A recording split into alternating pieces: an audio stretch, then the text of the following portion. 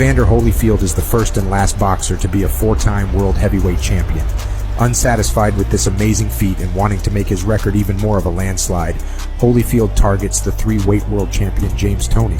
Wanting to display some joy with the top talents of today, Evander is ready to prove to the world that despite his decline in recent fights, he still has the determination to be the best in his division and show that while form can be temporary, magnificent talent never leaves.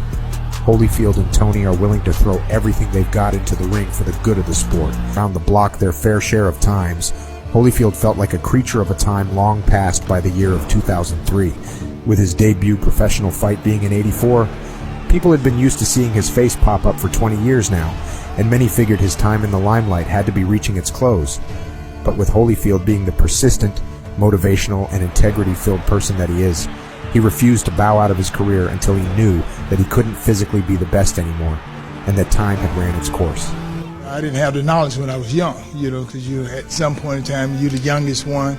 Now I'm the oldest one in the game of boxing, and so, with age, you get the experience, which is the knowledge that now it's about knowledge. And whilst Toney was a huge threat in the divisions of cruiserweight, light heavyweight, and super middleweight, this was James's first time in the realm of the Lion's Den. And what better way to get a reality check than to fight the man who beat the icon Iron Mike Tyson, not just once, but twice. James Toney was a threat to any man. Although taking some hard-to-swallow losses against other talents of the ring, such as Roy Jones Jr. and Montel Griffin, Toney would fight until his body couldn't possibly throw any more punches, and no one was safe in the ring with his iconic counterpunch knockouts and defensive marvels that scientists would struggle to explain even now. Although Toney was only just now having his first fight at heavyweight, he'd already had a career bearing many ripe fruits. From his victories against the dreaded Mike McCallum, to the close but impressive IBF middleweight title win against Reggie Johnson, and a dominant victory against the undefeated IBF cruiserweight champion Vasily Girov. Toney was climbing his way up the ranks and looking dominant all the while, even despite a couple hiccups throughout. They solemnly entered the ring expecting to come out on top. Everyone in the crowd knew there could only be one winner exiting the ring tonight. Despite the venom in both fighters' eyes, the incredible sportsman touch gloves, and the fight begins. Help him on the inside. Must use the jab. Part of the problem with that, there it is again, whether it's back. There's already fighter, but the way you beat him is you do. The last time, punch. The power of an Evander Holyfield tactic. Not only is it good for Holyfield right-handed, you don't normally let first round for the legendary Holyfield, who just met Tony Buckle with a body shot just before the bell. Round 1 started explosively for the aging Evander. He showed the spark still instilled into the great monster's gloves, even after so many years of beatdowns given and beatings received. He is very aggressive, and he comes left hooks well over in the first, and is using it with trying to get into a rip. Misses with the right. He's not just trying to. Holyfield normally does. It was hit with big, and he's trying here in the second round. Starting, punches off. Let's flag a good job committing to the body. Since that big first round, nice to steal this round. Holyfield missing, but he got him on the inside with a left hook uppercut. A better round for James Toney, round 2. And so far, that means okay. After the shoulder.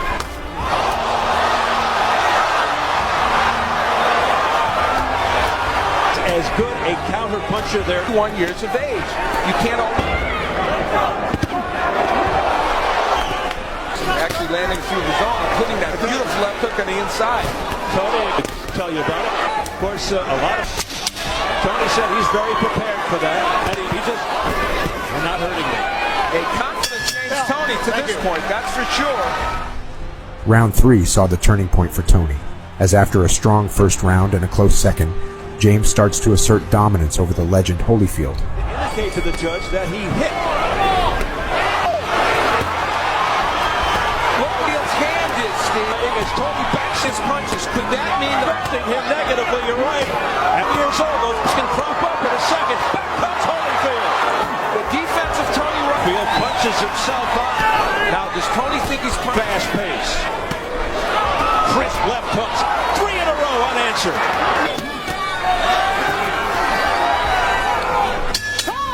Now brimming with confidence, tripling up a first, right to the chin, a left. Interesting, now he's going backwards, but he swings wildly, Holyfield, and misses. Perhaps out of frustration, going back to the head bunny.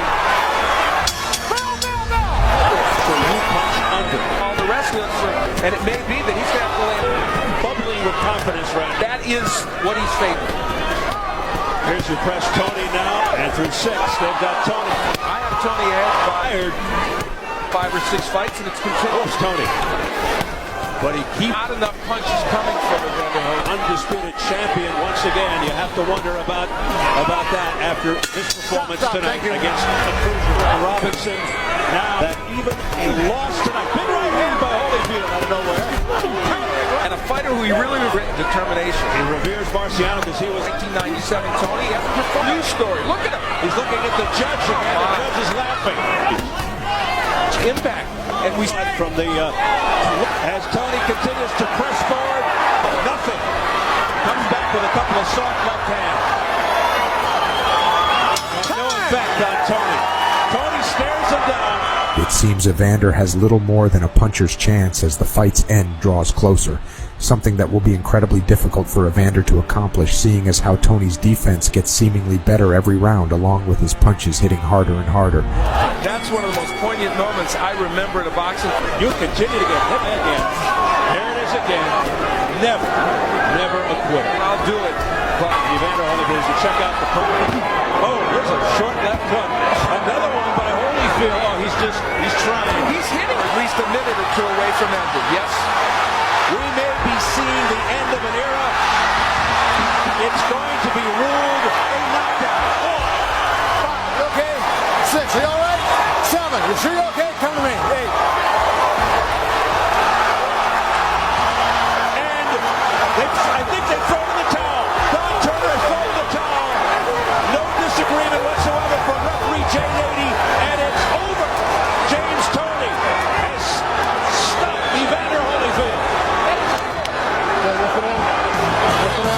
James Toney proved himself the better man on such a prestigious night, and after a triumphant celebration with his team, James isn't afraid to give Evander his credit whilst admitting that he never felt hurt throughout the fight. Legitimate. Were you too quick? Evander Holyfield was a great fighter. Don't diminish that at any time. Holyfield's a great warrior. He came to fight. Bottom line. Did he ever hurt you? Next? I got milk, baby. Who's next? My mom, Sherry, Uncle Larry. Oh, everybody love y'all. Did he ever hurt you at any point tonight? Bob Scott. No, he never hurt me, man. I'm indestructible. Don't forget that when I'm ready, I'm indestructible, baby. I'll fight anybody out there, anywhere, anytime. Next! Evander, although feeling like his slow start to the fight played a significant role in the reasoning of his loss, stayed deferential of Tony and admitted he was a very talented fighter. It was a lot quicker, and at times that I got him in a position to hit him at his agility. He just a little too quick for me. After the fight, many assumed Holyfield would hang up the gloves for good. After a successful career and a valiant effort against another great. 94, defending IBF super middleweight title, Tony beat Charles Williams by knockout at 245 in round 12 of 12. There's Tony with a left hook. Now he goes back to the bottom. Oh, get him up. He was quick to get off the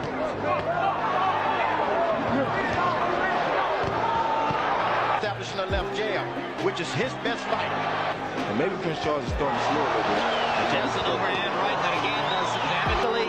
An opponent down the road for James Toney. Now Too late. is it because of James's body work inside that Williams has chosen to back up and leave room on it? Round so far for Tony, even though Prince Charles... Delaquila by TKO at 0:43 in round 4 of 12.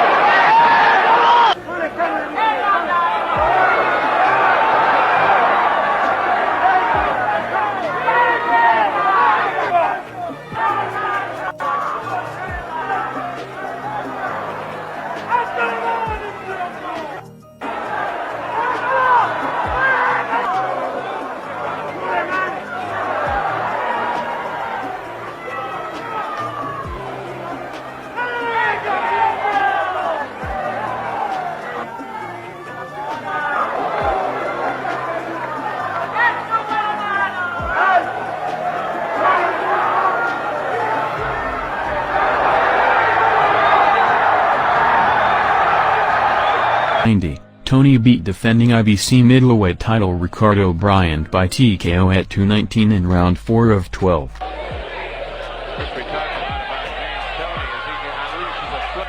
And then when it's over with, you know, plateau. Yeah, well, when it starts that far down, you really don't have any defense left on that side.